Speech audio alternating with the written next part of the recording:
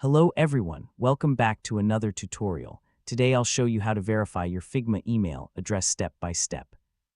I'm already signed in to my Figma account, so I'll simply enter my password here to continue. After that, the email verification page opens. Here you'll see the option to verify your email address.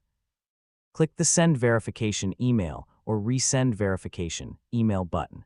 Now open the inbox of the email address connected to your Figma account. If the email doesn't appear in your inbox, be sure to check your spam, junk, or promotions folder as well. Once you receive the email, open it and click the Verify Email button. The verification link will open in your browser, and your email address will be confirmed automatically. Go back to your Figma account and refresh the page if needed.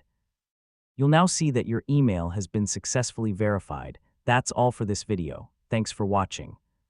If this guide helped you, don't forget to like the video, subscribe to the channel, and I'll see you in the next one.